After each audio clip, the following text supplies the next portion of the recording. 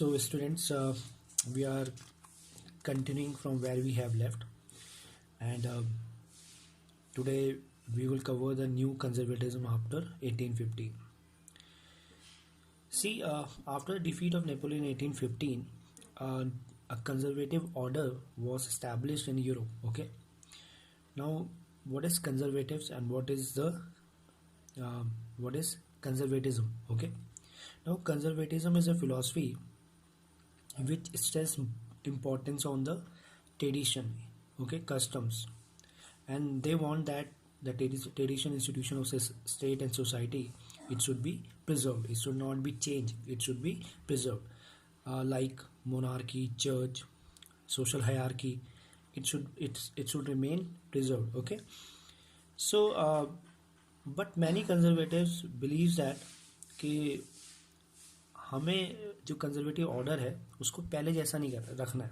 Okay, उसमें कुछ changes लाने ज़रूरी है, क्योंकि we already know that Napoleon has brought lot of changes during his regime. Okay, he has brought lot of reforms. Okay, so conservatives believe that modernization could in fact strengthen a traditional institution like monarchy. अगर modernization होगा तो उससे जो monarchy है और ज़्यादा strong होगी. Okay, और इसके साथ साथ एक मॉडर्न आर्मी, एक एफिशिएंट ब्यूरोक्रेसी, एक dynamic economy, evolution of federalism serfdom, ये क्या करेगी, ये ऑटोक्रेटिक मोनार्की को और ज़्यादा पावरफुल बनाएगी. ओके, सो ये जो चेंजेस हैं ये करने ज़रूरी हैं. साथ साथ अब जो ट्रेडिशनल इंस्टीट्यूशन है उनको भी प्रिजर्व करना है. Okay, so for this all the European powers who collectively defeated the Napoleon in 1815, they met at Vienna to draw up settlement of Europe. Okay, and this meeting was hosted by the Austrian Chancellor Duke Metternich. Okay, अब इस meeting में एक treaty sign हुई जो treaty of Vienna of 1815 नाम से जानी जाती है. तो अब इस ट्रीटी में क्या क्या चीज़ें, क्या क्या चेंजेस आए. ओके, जो नेपोलियन के डिफीट के बाद जो मेन चीज़ थी कि ज़्यादातर जो चेंजेस किए गए वो चेंजेस थे जो नेपोलियन के टाइम पे हुए थे.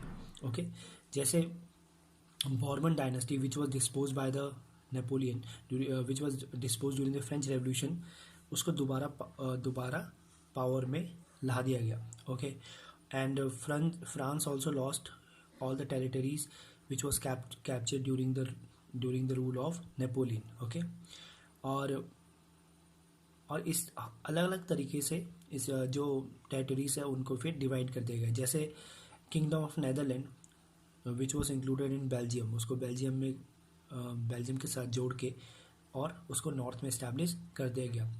जबकि जेनीवा को पिडमॉन्ट के साथ साउथ में इस्टेब्लिश किया गया. Prussia was given the new territories of western front और ऑस्ट्रिया को इटली की कमांड दे दी गई. बट एक चीज़ जो सेम रही वो थी जर्मन कन्फेडरेशन ऑफ 39 स्टेट जो नेपोलियन ने सेटअप करे थे, उसको वैसे के वैसे रहने दिया गया, उसे डिवाइड नहीं किया गया. ओके, तो जो मेन इंटेंशन था इस ट्रीटी का वो ये था कि जो मोनार्कीज थी उसको दोबारा कैसे रिस्टोर किया जाए, कैसे उनको दोबारा इस्टेब्लिश किया जाए, जो नेपोलियन के टाइम पे जिनको हटा दिया गया था. Okay, so they want to set up a new conservative order in Europe, यानी दोबारा मोनार्की और दोबारा conservative form of government to establish. Okay, अब ये जितने भी कंजर्वेटिव रेजिम जो सेटअप हुई ये सारी की सारी ऑटोक्रेटिक थे. ऑटोक्रेटिक मीन्स अपनी मर्जी चलाने वाला. ठीक है, मतलब कोई किसी से कोई परमिशन लेने की ज़रूरत नहीं है और जो मना है वो करे. ठीक है, तो बिकॉज दे वर ऑटोक्रेटिक वो किसी तरह का क्रिटिसिज्म, किसी तरह का विरोध ये बर्दाश्त नहीं कर सकते थे.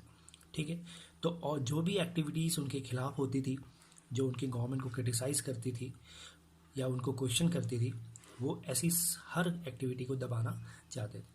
ठीक है, तो इसके लिए उन्होंने क्या किया कि सेंसिटिव लॉ लाए, जिससे जो न्यूज़पेपर्स, बुक, प्ले, सॉन्ग, मतलब हर चीज़ जो लिबर्टी और फ्रीडम, ओके, लिबर्टी और फ्रीडम को दर्शाती है उसको पूरी तरह से उन्होंने क्या कर दिया, बैन कर दिया. ठीक है, कि इस तरह का जो आइडिया है ये कहीं से भी क्या हो, लोगों के दिमाग में ना आए. Okay, so we already know that during French Revolution, these were the ideals, liberty and freedom. These were the ideals which inspired the revolutionaries. Okay, तो अभी भी ये जो फीलिंग थी, ओके, ये अभी भी जो लिबरल लोग थे उनके, वो अभी भी उसको इंस्पायर कर रहे थे. Still it was still in alive their memories and it is still inspiring them.